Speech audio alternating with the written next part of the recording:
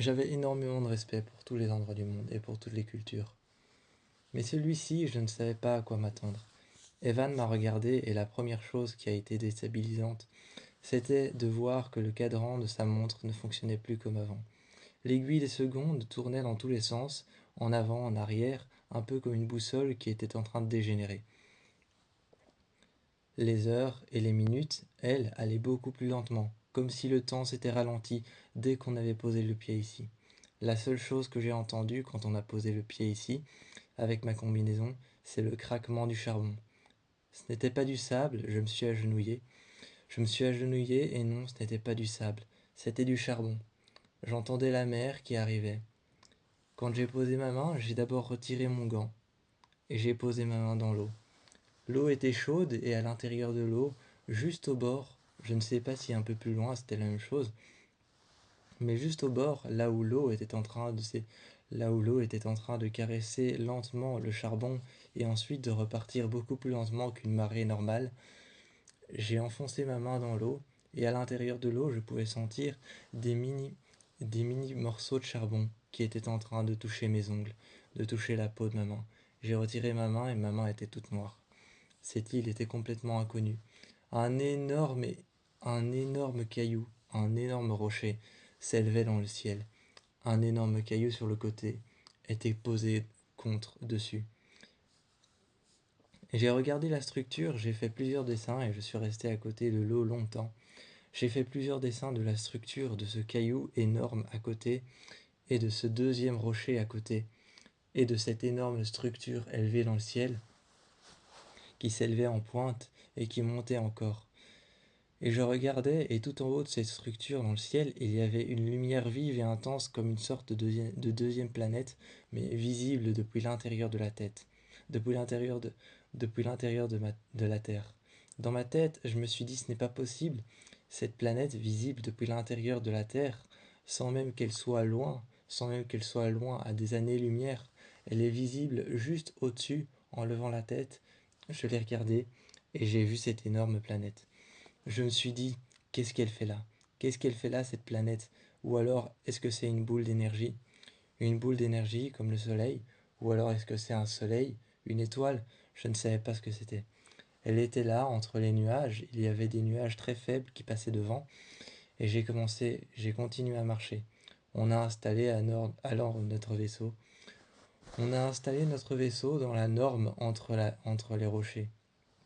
Dans la norme entre les rochers et entre un espace qu'on pouvait considérer comme une baie, comme une petite crique abandonnée, remplie de morceaux de rochers qui avaient l'air d'avoir été cassés manuellement à l'aide d'un outil.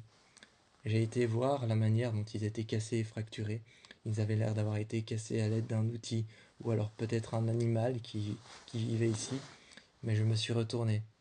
Une absence totale de faune et de flore. Alors je me disais que ça ne pouvait pas être un animal, peut-être quelque chose d'extraterrestre.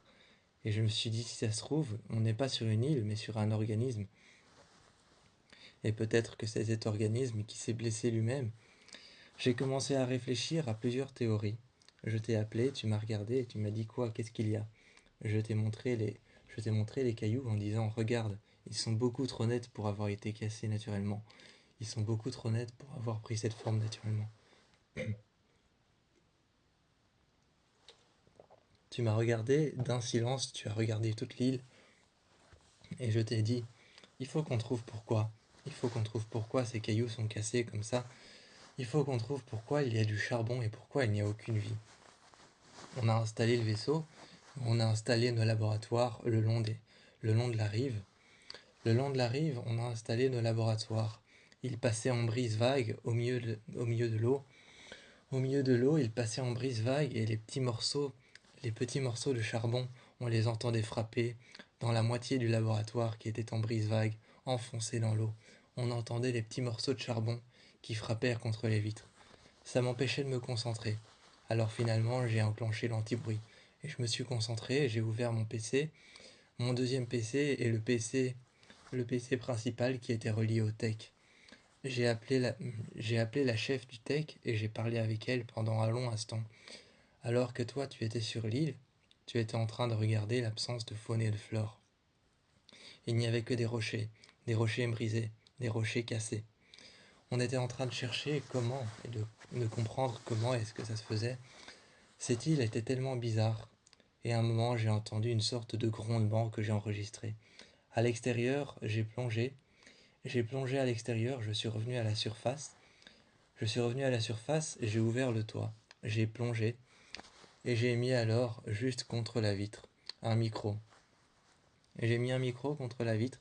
J'entendais une onde sonore, une sorte de grognement, presque comme, presque comme un grognement d'un animal énorme, comme par exemple un mégalodon, mais je sais que cet animal a disparu depuis longtemps. Ou alors presque un grognement de dinosaure, ou alors quelque chose d'encore plus fort, d'encore plus grand. Je me disais que les mêmes sons avaient été enregistrés dans la fosse des Mariannes pour pouvoir me rassurer et pour pouvoir rationaliser. Finalement, j'ai enregistré ces sons, et quand j'ai dit à la patronne que j'avais enregistré des sons énormes qui ressemblaient à des grognements et qui n'étaient pas très loin de cette île, comme comme elle avait disparu des radars, la NASA avait demandé, quand ils avaient reçu cette information que j'avais envoyée à la NASA et puis au tech, la patronne de la tech m'a regardé et a dit envoyez-moi les fichiers. Elle les a lus et quelques jours plus tard, le, le 666e jour, le 666e jour et le 663e jour, elle nous a rappelé. Elle avait évalué les sons et il s'agissait bel et bien de grognements animal. Il s'agissait de grognements animal qui se trouvaient non pas à la surface, mais en dessous. Sous l'eau, il y avait quelque chose d'animal qui était soit en train de rôder autour de l'île, soit en train de rôder autour de l'île, soit que c'était quelque chose qui était peut-être vivant sous l'île. Je lui ai expliqué ma théorie comme quoi l'île avait certains endroits, certains aspects de l'île, comme des rochers qui étaient cassés beaucoup trop net pour que ce soit naturel. Je me suis dit que l'île était peut-être en fait un énorme. Je lui ai dit que l'île était peut-être avait un métabolisme organique et qu'elle était peut-être vivante. Je lui ai dit que c'était une sorte d'animal qui avait muté. Je ne sais pas, je ne sais pas quand ni comment, mais je lui ai expliqué que c'était peut-être un animal qui avait muté. Je ne savais ni quand ni comment est-ce qu'il avait muté, ni quand est-ce qu'il était arrivé sur notre Terre, ni pourquoi cette île a disparu des radars, ni si nous sommes sur son dos ou sur son ventre.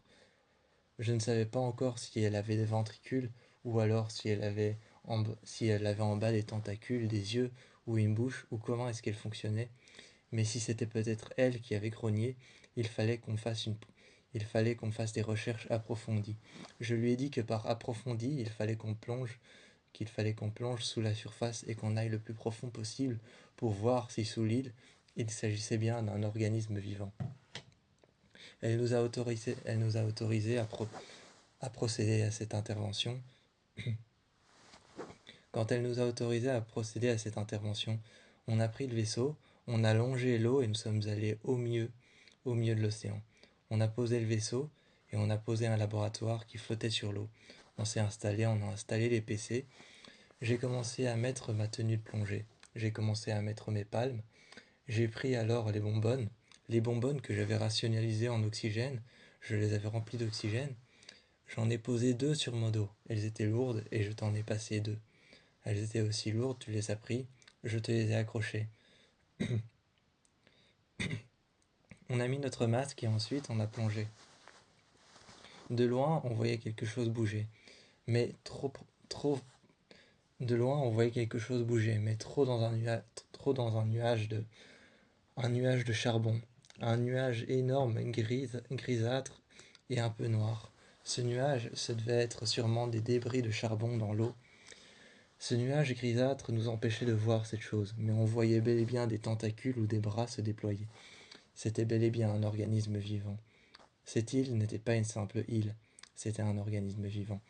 Il fallait maintenant qu'on découvre ce qu'elle était, ce qu'elle voulait, si on était sur son ventre, sur son dos, où est-ce qu'on était sur elle. On avait pris quelques clichés photos, et avec quelque chose que j'avais en main, un micro que j'ai sorti de ma combinaison, un micro que j'avais en main, j'ai essayé de me rapprocher le plus près possible. J'ai senti un mouvement de l'eau me projeter très loin à cause d'un geste de tentacule brusque, Peut-être que j'avais mal réagi et elle avait interprété ça comme une menace. À cause d'un geste de tentacule brut, à cause de cette chose, le mouvement des vagues m'a éjecté très loin, mais tu m'as rattrapé. On est remonté dans le vaisseau, on a pris le laboratoire qu'on a accroché au vaisseau et nous sommes revenus sur l'île. Quand nous sommes revenus, encore une fois, sous mes pieds, sous mes chaussures et ma combinaison, j'ai entendu le charbon craquer. J'ai entendu l'eau se poser sur le charbon. Ça faisait chaque fois le même bruit.